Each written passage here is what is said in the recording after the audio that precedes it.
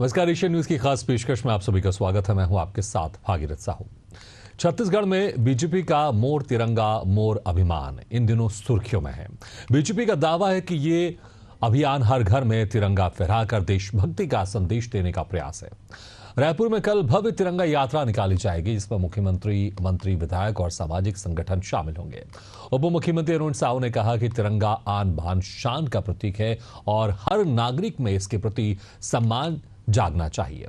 इस बार राज्य में पहली बार मस्जिदों, मदरसों और दरगाहों के मुख्य द्वार पर ध्वजारोहण का भी आदेश जारी हुआ है। छत्तीसगढ़ वक्फ बोर्ड के अध्यक्ष डॉक्टर सलीम राज का कहना है कि तिरंगा वतन से मोहब्बत और देशभक्ति की पहचान है। वहीं कांग्रेस ने इसे राजनीतिक प्रचार करार दिया है। पीसीसी चीफ दीपक बैज ने सवाल उठाया कि क्या लोगों को अपना तिरंगा खुद खरीदने का हक नहीं? बीजेपी तिरंगा क्यों बांट रही है? उन्होंने मस्जिदों में झंडा फहराने के आदेश को भी वोट बैंक की राजनीति बताया। उनका कहना है कि जब मंदिर, चर्च और गुरुद्वारों में यह परंपरा नहीं तो केवल मस्जिदों को क्यों चुना गया? अब सवाल है कि मोर तिरंगा मोर अभिमान देशभक्ति का पर्व साबित होगा या राजनीति का नया मोर्चा? तिरंगे की शान और सम्मान बरकरार रहे, यही सबसे बड़ी जीत होगी। इसी खास मुद्दे पर हम करेंगे चर्चा, लेकिन पहले कुछ प्रतिक्रिया आपको सुना देते हैं। तिरंगा झंडा हमारा आन बान और शान है। तिरंगे झंडे के प्रति भारत के एक एक व्यक्ति, एक एक नागरिक के मन में सम्मान और श्रद्धा है। उसे प्रकट करने के लिए देश के सभी नागरिक अपने घरों में तिरंगा झंडा लगाएं, राष्ट्रीय ध्वज लगाएं। यह अभियान न केवल भारत सरकार की ओर से चल रहा है, वरन हमारी पार्टी ने भी इसे एक व्यापक अभियान के रूप में लिया है कि हमारे हर एक सदस्य के घर में तिरंगा झंडा लगे। छत्तीसगढ़ राज्य वक्फ बोर्ड के द्वारा समस्त मस्जिद, समस्त दरगाह और समस्त मदरसों में ध्वजारोहण किया जाएगा। इसके लिए एक आदेश जारी कर दिया गया है कि राष्ट्रीय भक्ति और चूँकि तिरंगा हमारा मान सम्मान अभिमान है, इसको देखते हुए हर मस्जिदों में तिरंगा फहरना चाहिए। उद्देश्य ये है कि कुछ मस्जिदों में या कुछ मदरसों में ध्वजारोहण नहीं होता था। हम चाहते हैं कि राष्ट्रीय पर्व है, कोई धर्म का नहीं है।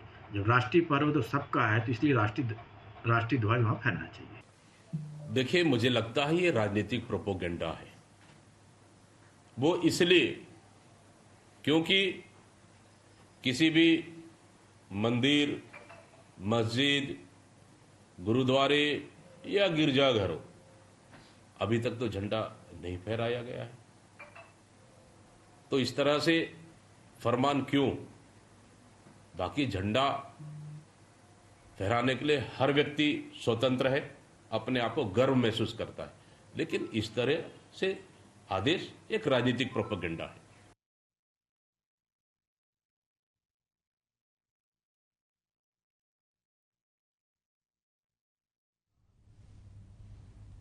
तो चलिए इसी खास मुद्दे पर हम चर्चा शुरू करते हैं। जो मेहमान हमारे साथ मौजूद है, मैं उनका आप लोगों से तारुफ कराता हूं। हमारे साथ है कांग्रेस प्रवक्ता सत्यप्रकाश सिंह जी, बीजेपी प्रवक्ता वासु शर्मा जी और वरिष्ठ पत्रकार भी हमारे साथ जुड़ेंगे, रुद्र अवस्थी जी। सबसे पहले सत्यप्रकाश जी, देखिए जिस तरह से यहां पर अब मोर तिरंगा मोर अभियान की बात हो रही है, आखिर क्या इसमें समस्या आ रही कांग्रेस को? अगर तिरंगा बांटे जा रहे हैं, तिरंगा के लिए अगर कोई आन बान शान की बात कर रहा है, तो हर चीज में विपक्ष को क्यों समस्या होनी चाहिए? ये तो राष्ट्र पर्व है। भागीरथ जी, आपने अच्छी बात बोली कि ये राष्ट्र पर्व है और हर कोई बहुत ही हर्षोल्लास के साथ पिछले 79-78 साल से मना रहा है। मगर देखिए, बात कहाँ आती है? बात आती है जब आपके, अगर हम पुराना इतिहास उठा के देखें तो वहां से शुरू होता है कि आपके अंदर क्या और बाहर क्या, क्यों आप राजनीति कर रहे हैं, इस पे क्यों ये बात हो रही है कि आप राजनीति कर रहे हैं। आपसे पूछना चाहूंगा भागीरथ जी, आप भी बहुत बड़े पत्रकार हैं, वासु शर्मा जी बैठे हुए हैं, बाबा मेंढे, रमेश कामले और दिलीप चट्टानी, ये कौन है तीन युवक? मेरे ख्याल से वासु भाई को मालूम होगा, क्योंकि इन तीनों के हिसाब से ये अपराधी थे। जब 2001 में आरएसएस मुख्यालय में झंडा फहराने की इन तीन हमारे राष्ट्र के सपूतों ने ये कोशिश की कि आरएसएस के मुख्यालय में झंडा फहराया जाना चाहिए, तो उनके ऊपर एफआईआर दर्ज की जाती है। 2013 में जाके वो बरी होते। तो क्यों भाई, 52 साल तक तो आपने झंडा नहीं फहराया था, और इन तीन युवकों की क्या गलती थी? ये तो जब खुद अपना झंडा लेके आए थे, आज तो आप बांट रहे हैं। ये तो अपना झंडा लेके आए, आपके मुख्यालय पर जा रहे थे लगाने, आपने सुबह उनके ऊपर एफआईआर दर्ज कराई थी, 52 साल तक झंडा नहीं फहराया। और आज इनके जो पुराने वंशज है, जिनके ये गोलवलकर, उन्होंने बंच ऑफ थॉट्स किताब में क्या लिखा कि 3 रंग जो होता है वो अशुभ होता है, मनोवैज्ञानिक तौर पर प्रभाव डालता है, हम इसका विरोध करते हैं। और सबसे महत्वपूर्ण बात, 14 अगस्त 1947 में उनके मुख्य पत्र ऑर्गेनाइजर में छपता है कि तीनों रंग का हम कभी भी सम्मान नहीं करेंगे। और सबसे निंदनीय उस दिन होता है जिस दिन महात्मा गांधी जी की सत्यप्रकाश जी, हालांकि इसका जवाब वासु जी आपको जरूर देंगे, लेकिन हम भी खबर चलाते हैं। और ठीक है, पुरानी जो बात है, क्योंकि पहले तो हर कोई तिरंगा फहरा भी नहीं सकता था, कानून में बाद में संशोधन हुआ कि हर कोई तिरंगा उसको फहरा सकता है, ये संशोधन हुआ। और अभी भी देखते हैं, अभी जब 15 अगस्त के बाद हम खुद ही खबर चलाएंगे, आरएसएस जो मुख्यालय है वहां पर भी तिरंगा फहराया जाता, तमाम जगह फहराया जाता। हालांकि इसको डिटेल में लेकर वासु शर्मा जी आपको जरूर जवाब देंगे, लेकिन मेरा ये कहना है कि तिरंगा अगर खुद कोई फहराए ज्यादा अच्छा है ना।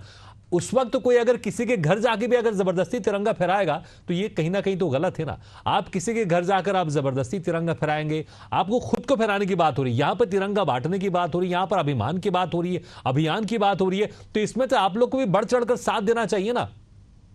भागीरथ जी एक मिनट देखिए, मैं क्या जरूरत है कि आपके जो चैनल है ना, बहुत प्रतिष्ठित चैनल, बहुत लाखों व्यूवर है, उनको इतिहास मालूम होना चाहिए। मैं बस इतिहास बता रहा हूँ इनका। 30 जनवरी 1948 जब गांधी जी की हत्या होती है तो आरएसएस मुख्यालय में खुशियां मनाई जाती है, झंडे के ऊपर खड़े होकर रौंदा जाता है। और अभी जब आपने बात की, बहुत अच्छी बात की कि अपने इच्छा से झंडे फहराना चाहिए, तो यही तो होता है, हर व्यक्ति अपनी इच्छा से फहराता है, अपने घर में फहराता है, इसमें दिक्कत क्या है। मगर अभी जिस तरह से की जा रही राजनीति कि आप बताइए, जितने भी हमारे जो धर्म के आस्था की जो चीजें होती है, जितने भी जो धर्म है, सब किसी के जो अपने अपने जो धर्म आस्था की जो मंदिरें हैं, मस्जिद है, चर्च है, तमाम चीजें हैं, वहां हर जगह झंडा फहराया जाता है। पिछले कई साल सब देख लीजिए आप।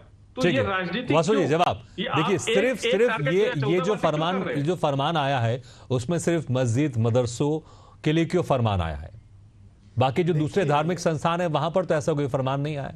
देखिए क्या है, कांग्रेस पार्टी क्या है, कब भारतीय जनता पार्टी का विरोध करना तो ठीक है, लेकिन वो मोदी का विरोध करते करते कब देश के विरोध में आ जाते हैं, उनके नेता देश विरोधी बात करने लग जाते हैं। मोदी का विरोध तक तो ठीक है, लेकिन देश के विरोध में, देश तो ये भारत है ना, हिंदुस्तान है ना, उसमें आप भारतीय जनता पार्टी, कांग्रेस पार्टी, अन्य पार्टी के लोग, सभी लोग काम करते हैं। लेकिन जब देश की बात आती है तो सारे पार्टियों को एक होना चाहिए। अभी तो देखिए, अभी तो भागीरथी जी, तो देश की बात है, हमारे 15 अगस्त आने वाला है। अगर भारतीय जनता पार्टी मोर तिरंगा मोर अभियान मना रही है तो मुझे लगता किसी को आपत्ति होनी चाहिए। कांग्रेस पार्टी जरा बड़ा इतिहास बता रही है तो कांग्रेस पार्टी का भी इतिहास को थोड़ा खोल लेना चाहिए। कभी भी आरएसएस ने झंडा फैलाने की बात मना नहीं किया। आप आरएसएस के मुख्यालय में झंडा नहीं फैला भैया।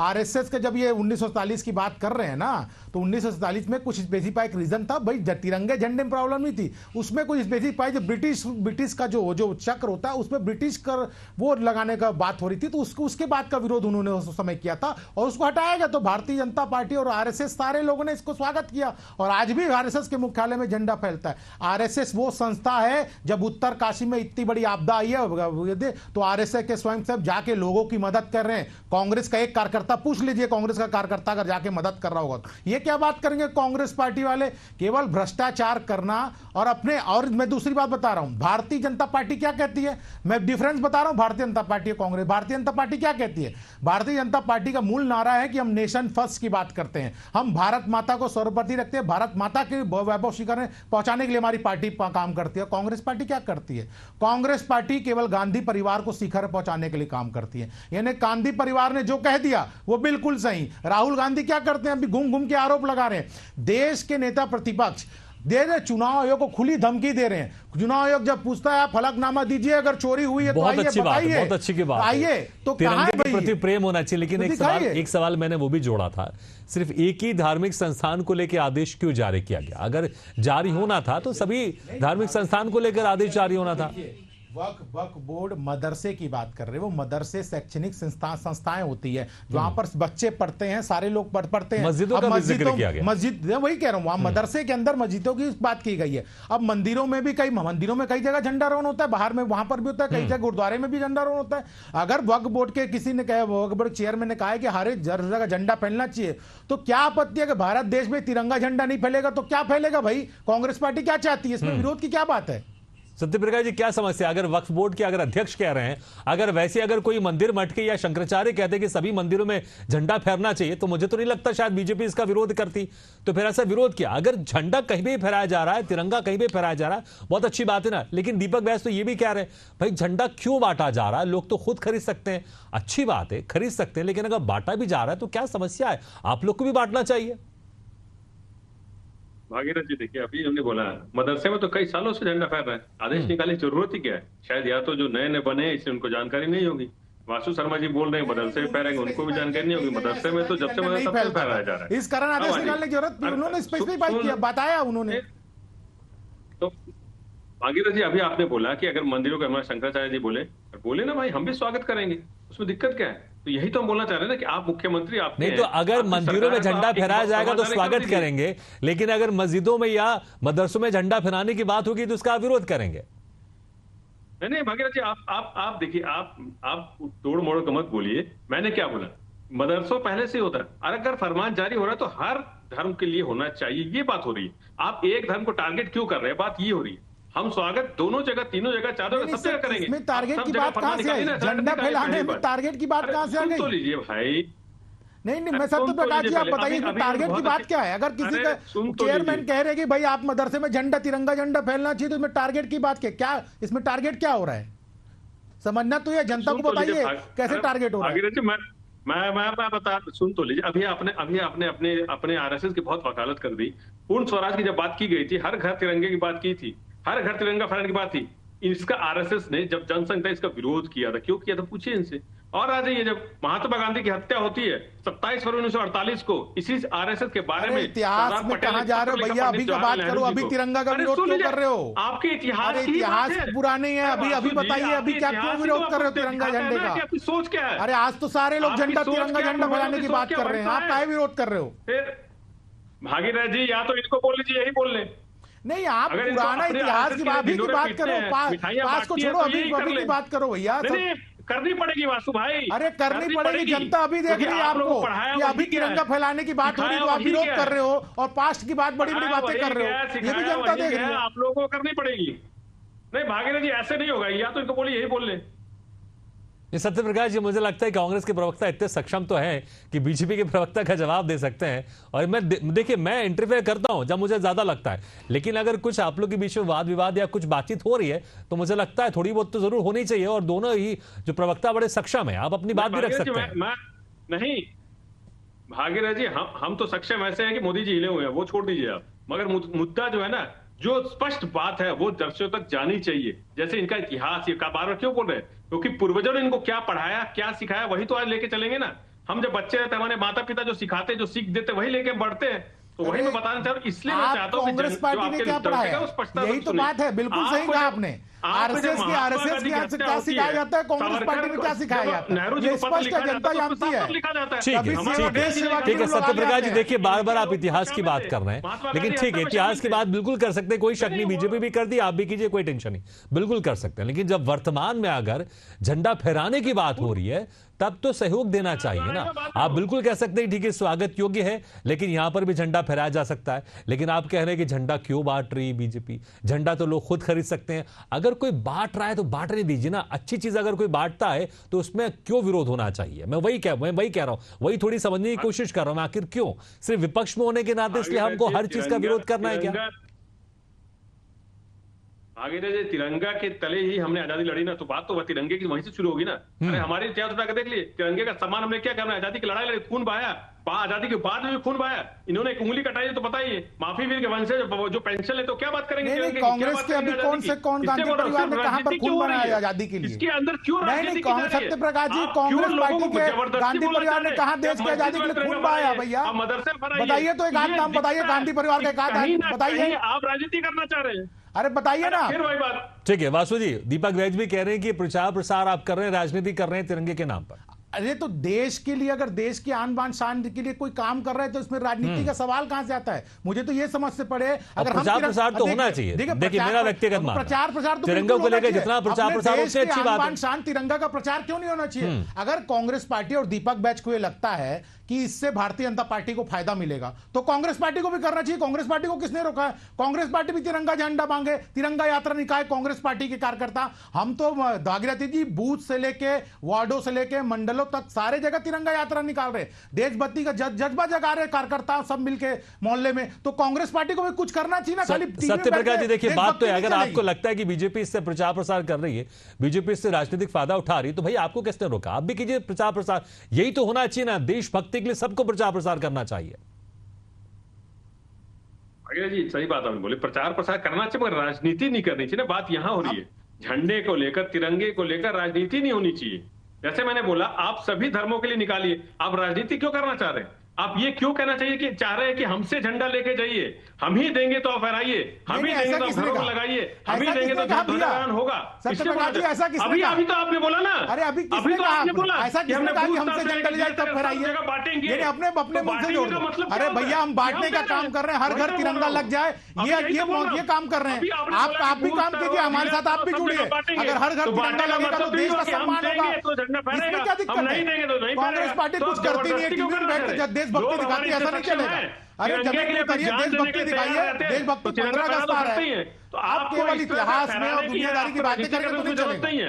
इसलिए बोल रहा हूं, इतिहास आपका इतना काला है ना, अरे इतिहास किसका काला है? किसने भारत को लूटा है? सब देश की जनता जानती है, उसको मत बताइए। अभी वर्तमान में जितने क्यों तिरंगा जब तिरंगा यात्रा हो रहा है, तिरंगे बांटे जा रहे हैं, तो क्या आपका विरोध है? ठीक है सत्यप्रकाश जी, एक काम करते हैं, सत्यप्रकाज जी पॉइंट बात कर लेते हैं। किसमें समस्या हो रही है और किसमें समर्थन है आपका, इसको थोड़ा स्पष्ट कर दीजिए। नहीं भागीरथ जी, अभी इन्होंने बोला कि भाई हम बूथ स्तर में से लेके जिले स्तर में देंगे, मतलब कि आप देंगे तो ही तिरंगा फहरेगा, आप नहीं देंगे तो नहीं फहरेगा। ये खुद बोल रहे हैं ना कि अब तो बांटेंगे, तो क्यों बांटना भाई? लोग इतने सक्षम हैं, तिरंगे के लिए भी जान दे सकते हैं, तो तिरंगा फहरा भी सकते हैं, आन बान शान से फहराएंगे। मैं भी अपने घर में फहराऊंगा, तो आपके बांटने से नहीं होगा। इसलिए बोला राजनीति मत कीजिए। ठीक है सत्यप्रकाश जी, लेकिन अगर कोई इसमें सहयोग कर रहा है तो मुझे लगता है उसमें कोई समस्या भी नहीं है। अगर किसी के पास अगर 5 घर हैं, 5 घर में 4 के पास तिरंगा, किसी एक के पास अगर तिरंगा नहीं है, अगर कोई उनको अगर आके दे रहा है तिरंगा, तो क्या समस्या है? ठीक है, इस वक्त हमारे साथ वरिष्ठ पत्रकार रुद्र अवस्थी भी जुड़ गए। रुद्र जी आपका स्वागत है। कैसे देखते हैं आप तिरंगे को लेकर जिस तरह से तकरार मची हुई है, और बीजेपी जो मोर अभियान, जो मोर तिरंगा मोर अभियान के जो शुरुआत की बात हो रही है, और जिस तरह से हर घर तिरंगा बांटने की बात हो रही है, कांग्रेस के नेता कह रहे हैं कि भाई क्यों बांट रहे हैं आप? हर कोई खुद खरीद के भी तिरंगा फहरा सकता है। और फिर जिस तरह से जो वक्फ बोर्ड की तरफ से जो यहाँ पर आदेश जारी किया, उसको लेकर भी घमासान बचा। आप कैसे देखते हैं इस घमासान को? भगीरथ जी, ये चीज तो बड़ी आज के दौर में अक्सर देखी जाती है कि अवसर कोई भी हो उसमें राजनीति की तलाश हो ही जाती है, और स्वाभाविक रूप से फिर एक दूसरे के पक्ष में विपक्ष में विरोध में और समर्थन में ये बातें होने लगती है। जाहिर सी बात है कि एक हमारा राष्ट्रीय पर्व है, इस राष्ट्रीय पर्व के दौरान हमारे लिए ये अवसर है कि हम अगर राष्ट्रीयता के राष्ट्र प्रेम की बात करें, उसके साथ तो तिरंगा हमारी आन बान शान का प्रतीक है, तो इसको लेके हमारे कार्यक्रम होते हैं। तो उस कार्यक्रम को और कितना बेहतर बनाया जा सकता है, कितना आम से आम लोगों को इसमें इन्वॉल्व किया जा सकता है, इसके लिए अगर कोई भी पहल कोई भी पार्टी कर रही है, पार्टी विशेष की बात नहीं है, तो उसमें मेरी समझ में कोई ऐतराज की बात तो मेरी से नहीं है। अब रहा सवाल इसका कि पिछली बातें उठा के ये बात कही जाए, ये अवसर तो निश्चित रूप से है कांग्रेस के लिए कि वो बीजेपी पर ये बात सवाल उठा सकती है कि आपने तो एक समय था जब इस जो राष्ट्रीय आंदोलन था उसमें हिस्सेदारी नहीं निभाई थी, और आज क्यों कर रहे हैं? लेकिन ऐसा आज का अवसर है, तो हम आज की बात करें अगर, तो आज के लिए ये उपयुक्त है कि सभी लोग अगर इन्वॉल्व करने के लिए वो अभियान चला रहे हैं, उसमें सभी की हिस्सेदारी हो सकती है और हो रही है, तो इसमें ऐतराज मेरी समझ में नहीं होना चाहिए, और लोगों को है भी नहीं। आम लोगों का के परसेप्शन की अगर बात करें तो इस समय जैसी 15 अगस्त के करीब आता है तो लोग लोगों के अंदर एक राष्ट्रीयता के प्रेम की भावना उमड़ती है और लोग इसमें इन्वॉल्व होते हैं, ये दिखाई दे रहा है बगैर। बिल्कुल, वाकई। और वासु शर्मा जी, लेकिन देखिए, मैं अक्सर कहता हूं जब भी राष्ट्र पर्व की बात होती है तो सरकार क्यों ऐसा नहीं करती कि विपक्षी नेताओं को भी साथ में लेकर किसी अभियान की शुरुआत करे। राष्ट्र पर्व है ये कोई राजनीतिक पर्व तो है नहीं, तो ऐसा क्यों नहीं, अगर जब तिरंगा मोर अभियान की यहां पर शुरुआत हो रही है, ठीक है, अगर पार्टी भी है, लेकिन राष्ट्र पर्व में तो सारी पार्टियां साथ आकर कोई एक अभियान की शुरुआत कर सकती है ना। ऐसी पहल क्यों नहीं होती? सरकार में आप हैं तो इसकी पहल आपकी तरफ से हो तो ज्यादा बेहतर नहीं होगा? बहुत अच्छा। देखिए, कल तिरंगा यात्रा शाहपुर शहर में रहेगा। माननीय मुख्यमंत्री से लेकर सारे लोग, कोई सामाजिक लोग हो, व्यापारी लोग हो, सारे लोग आ रहे हैं। कांग्रेस पार्टी को भी आना चाहिए, कोई राजनीतिक विषय नहीं है। कोई भारतीय जनता पार्टी, तिरंगा यात्रा है, देश की आन बान शान की यात्रा है। आप भी आइए, आपका भी स्वागत है, किसने रोका है?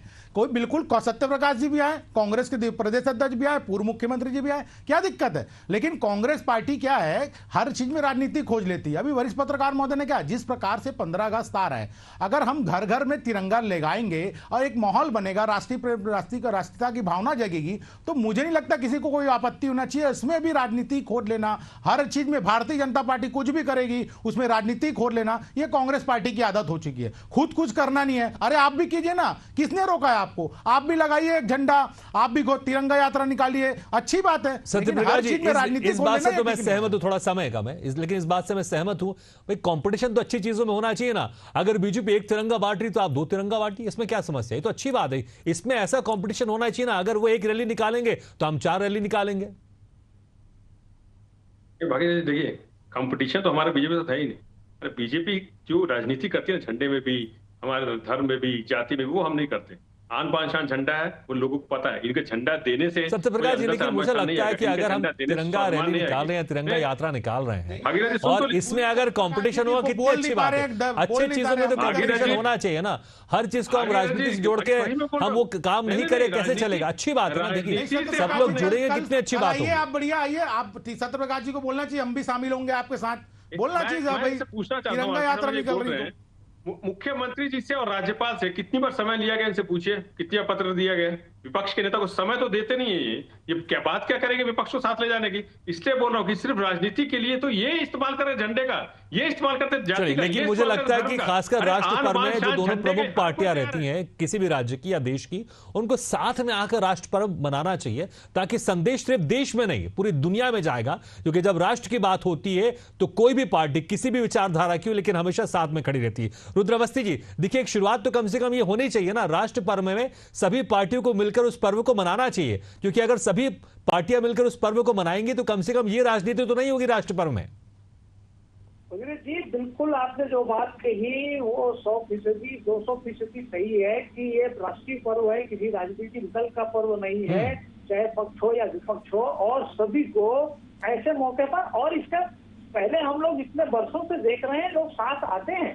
ऐसा कभी ऐसे समय में राजनीति के जो अवसर ये पिछले कुछ समय से दिखाई दे रहे हैं, अदरवाइज ऐसा है कि लोग ऐसे मौकों पर बिना किसी राजनीतिक प्रतिद्वंदिता के और भेदभाव के आके एक साथ जुड़ते रहे हैं और करते रहे हैं। तो क्यों नहीं ये वातावरण बनता? मैं इसके लिए जिम्मेदार कौन है इस पर नहीं जाता, लेकिन जो भी जिम्मेदार हो उसे एक अपनी इस जिम्मेदारी को समझना चाहिए कि वो राष्ट्रीय पर्व में सभी पार्टी के, सभी खेमे के लोग एक साथ जुड़े और एक साथ मनाएं। तो आपने जो बात कही कि इससे इसका जो महत्व भी बढ़ेगा, लोगों में उसकी हिस्सेदारी भी बढ़ेगी और इसका प्रभाव भी बनेगा। हम आखिर जिस उद्देश्य से राष्ट्रीय पर्व मनाते हैं कि इससे हमारे अंदर राष्ट्रीयता की भावना मजबूत होगी, तो ये उद्देश्य भी हम हर हद तक पूरा कर पाएंगे। लेकिन इसके लिए मैं समझता हूँ कि जरूरी तो यही है कि जो आज जैसे सरकार के स्तर पर जो लोग हैं